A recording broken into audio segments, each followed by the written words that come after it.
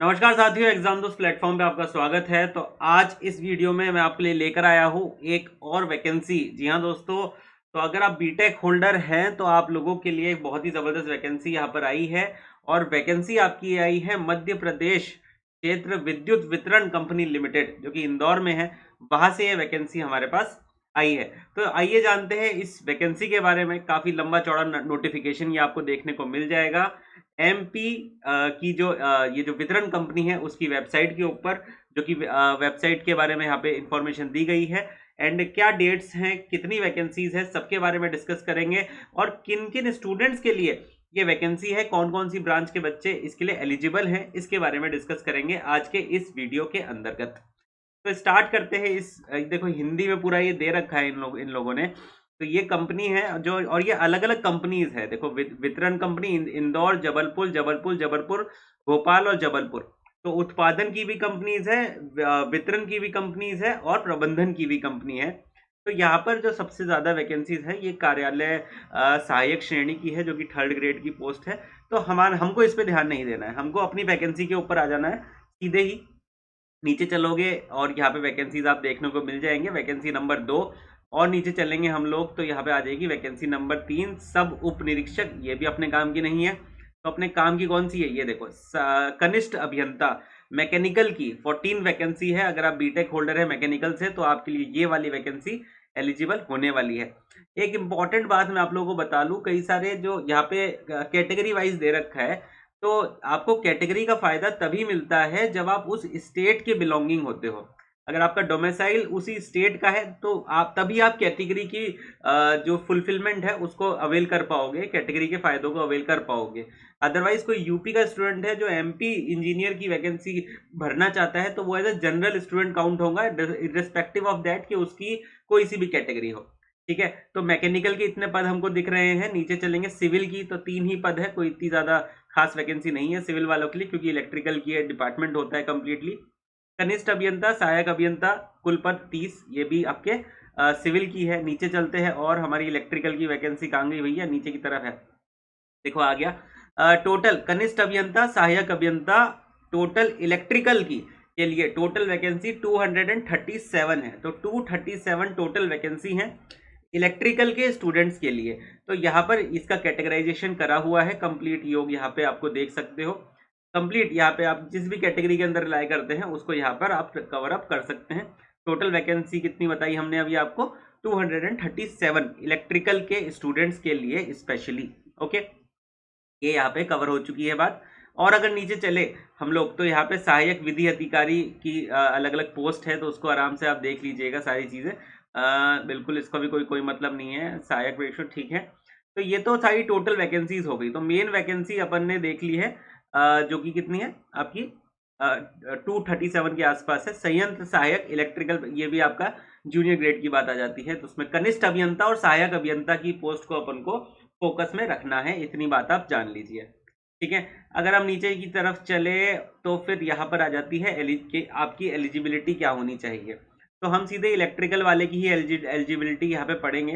तो multiple vacancies है यहाँ पे इस डिपार्टमेंट में, जिसके लिए भी आप एलिजिबल हैं उसके लिए आप फॉर्म फिल कर सकते हैं, कोई इसमें परेशानी की बात है नहीं। तो अगर हम और नीचे चले तो यहाँ पर अलग अलग, हाँ ठीक है, चलिए तो यहाँ पर आ गई कि भाई क्या आपके पास क्वालिफिकेशन होनी चाहिए। तो सीधे अपन अपनी वाली वैकेंसी में ही चलते हैं, जो कि थी कनिष्ठ अभियंता इलेक्ट्रिकल, कनिष्ठ अभियंता इलेक्ट्रिकल। तो उसकी बात करते हैं। तो ये आ गया कनिष्ठ सहायक अभियंता, जो कि है इलेक्ट्रिकल के लिए क्या आपकी एलिजिबिलिटी होनी चाहिए। तो बेसिकली आपके पास डिग्री होनी चाहिए। ये देखो साफ तौर पे लिखा गया है, या तो आपने रेगुलर डिप्लोमा किया है इलेक्ट्रिकल से, या फिर आप लोगों के पास बीई या बीटेक की डिग्री है। तो इसका मतलब अगर आपने डिप्लोमा किया है तब भी आप इसके लिए एलिजिबल हैं, और अगर आपने बीटेक करी हुई है या बीई करी हुई है तब भी आप इसके लिए एलिजिबल हो जाएंगे। तो ये आपकी एलिजिबिलिटी की बात यहाँ पर आ चुकी है। अलग अलग के लिए अलग अलग यहाँ पे चीजें दे रखी है। मैंने बेसिकली आपको बता दिया है कि आपके जो कनिष्ठ अभियंता के लिए क्या आपकी एलिजिबिलिटी मार्क यहाँ पर होती है। तो ये तो आप बात समझ में आ गई। तो आगे चलते हैं, इस पूरे नोटिफिकेशन में क्या क्या लिखा है सारी चीजें देखते हैं। अब देखो एज की बात कर लेते हैं, तो न्यूनतम एज आपकी 18 साल होनी चाहिए और अधिकतम एज आपकी 33 ईयर्स होनी चाहिए सभी वैकेंसीज के लिए। यहाँ पर हम बता सकते हैं अगर आप किसी कैटेगरी से बिलोंग करते हैं तो ये इतना आपको रिलैक्सेशन में देखने को मिल जाएगा। ठीक है, ये बात भी कवर अप हो गई। नीचे की तरफ चलेंगे तो यहाँ पर क्या मिला है मुझे आरक्षण, ये आप देख लीजिएगा, पूरा नोटिफिकेशन वेबसाइट के ऊपर अवेलेबल है। और मैं लास्ट डेट ढूंढ रहा हूँ, अगर लास्ट डेट पता चल जाए तो, और क्या किस तरीके से आपका चयन प्रक्रिया होने वाली है। बिल्कुल, तो आ गया देखो चयन प्रक्रिया। तो आवेदकों से संबंधित कंप्यूटर आधारित कंप्यूटर बेस्ड टेस्ट आपका होगा और उसके आधार के ऊपर आपका यहाँ पे आपको बेसिकली जॉब यहाँ पे मिल सकती है। कंप्यूटर आधारित परीक्षा में 100 अंकों की होगी, जिसमें प्रत्येक प्रश्न 1 अंक का होगा। तो ये समझ में आ गया हमको कि ये सीबीटी यहाँ पे करवाने वाले हैं, जिसमें मेरे हिसाब से मल्टीपल चॉइस क्वेश्चन यहाँ पे होंगे, जिसमें 100 क्वेश्चन होंगे और हर क्वेश्चन 1 नंबर का यहाँ पे होने वाला है। सीबीटी टेस्ट आपके पाठ्यक्रम के हिसाब से होगा, जो कि इसी वेबसाइट के ऊपर आगे यहाँ पे प्रकाशित किया जाएगा। ये भी यहाँ पे क्लियर हो गई। और कंप्यूटर आधारित सेस में न्यूनतम कट ऑफ 25% होगी, मतलब 25% से कम आपके नंबर आए हैं तो आप एलिजिबल नहीं होने वाले। ये चीजें भी यहाँ पे कवर अप हो गई हैं। नीचे चलते हैं जल्दी।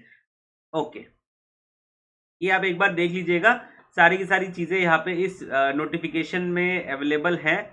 और कई सारी जो कई सारी पोस्ट है उनके लिए फिजिकल पैरामीटर्स की भी रिक्वायरमेंट है। तो वो जिस भी पोस्ट के लिए आप अप्लाई कर रहे हैं उसके हिसाब से फिजिकल पैरामीटर आप देख सकते हैं यहाँ पर। ठीक बात, इसमें कोई समय की प्रॉब्लम है नहीं। नेक्स्ट चलते हैं। हाँ जी, कितना आवेदन आपको करना होगा? अनरिजर्व कैटेगरी से है तो 1200, किसी कैटेगरी से बिलोंग करते हैं तो 600 रुपये आपको आवेदन करना होगा। आवेदन कैसे करें, बहुत इंपॉर्टेंट पॉइंट। अब देखो यहाँ पे एक mponline.gov.in करके वेबसाइट है, इसके ऊपर क्लिक करके आप आवेदन अपना फॉर्म को फिलअप कर सकते हैं। वहीं पर आपको आपकी जो बेसिकली सारी डिटेल्स है वहां पर मिल जाएगा। ये नोटिफिकेशन भी वहां पे आपको देखने को मिल जाएगा। मोस्ट इंपॉर्टेंट पॉइंट, ऑनलाइन पंजीयन या आवेदन प्रारंभ होने की तिथि 24/12/2024 है। तो इसका मतलब 24 दिसंबर 2024 से आवेदन स्टार्ट हो जाएंगे भरना। और ऑनलाइन पंजीयन शुल्क भुगतान आवेदन की अंतिम तिथि क्या है? 23/1/2025 है। और लास्ट फॉर्म भरने की डेट है 20 तारीख। तो ये 23 तारीख को चाहे तुम भूल भी जाओ तो कोई नहीं, 20 तारीख 20 जनवरी 2025 से आपका 25 जनवरी 2025 के बीच में आप लोग यहाँ पे, ये लास्ट डेट्स है मतलब, ठीक है ना। ऑनलाइन आवेदन में सुधार करने की तिथि क्या है? 20 से लेके 25 तक। तो यार अभी 24 के बाद ही जल्दी से तुम इस फॉर्म को फिल कर देना, इसमें कोई प्रॉब्लम यहाँ पे तुमको होने वाली नहीं है। लास्ट डेट तुम 20 ही मान के चलो कि 20 से पहले तुमको फॉर्म यहाँ पे फिल करना ही करना है। वो उसके बाद तो सुधार की डेट आ गई है, गजब की बात है। वैसे तो अगर आपको फॉर्म भर दिया है तो उसके बीच में कहीं ये डेट्स होनी चाहिए थी। तो आप मोटा मोटी मान के चलो कि 20 तारीख से पहले 20 जनवरी से पहले आपको ये फॉर्म फिल करना ही करना है। ये शर्तें वगैरह तुम लोग आराम से देख लेना, इसमें कोई नहीं है। नोटिस अवधि वगैरह सारी चीजें हैं। पे स्केल देख लो, चलो ये अच्छी बात है। पैसा तो कितना मिलेगा ये तो बहुत इंपॉर्टेंट है ना। तो सीधे चलते हैं। कनिष्ठ अभियंता इलेक्ट्रिकल मैकेनिकल, वैसे तो सबका सेम ही होना चाहिए। तो इलेक्ट्रिकल में 32,800 रुपये। अब ये 32,800 रुपये नहीं है, ये क्या है? ये बेसिकली आपका बेसिक पे है। इसके हिसाब से काफ़ी सारे अलाउंसेस होते हैं, वो मिलने के बाद आपकी ठीक ठाक यहाँ पे सैलरी हो जाएगी। तो वेतनमान भी हो गया है यहाँ पे सारी की सारी कैटेगरीज का। बिल्कुल इसमें कोई टेंशन की बात नहीं है। ओके, तो आई थिंक यहाँ पर कवर होता है ये पूरा का पूरा notification. And I really hope कि आप लोग जो भी एलिजिबल स्टूडेंट हैं इस चैनल के ऊपर या कहीं भी, तो इसको देखकर आप लोग इस फॉर्म को ज़रूर भरेंगे। फॉर्म जो डेट खुलेंगी तो 25 तारीख के बाद से आप इस फॉर्म को फिलअप कर सकते हैं। और लास्ट 20 तारीख तक, ये 20 जनवरी तक आप इस फॉर्म को फिलअप जरूर कर दीजिएगा। तो इसी तरीके की वीडियोस के लिए जुड़े रहिए हमारे यूट्यूब चैनल के साथ। और अगर आप किसी हमारे कोर्स को परचेज करना चाहते हैं तो डिस्क्रिप्शन में लिंक है, उस लिंक के ऊपर क्लिक करके आप लोग हमारे बहुत बढ़िया कोर्सेज हैं हमारे, उनका फ़ायदा उठा सकते हैं और ज़बरदस्त तरीके से बेस्ट कंटेंट अपने लिए ले सकते हैं। तो मैं मिलता हूँ आपसे इसी तरीके के अगले वीडियो में। धन्यवाद।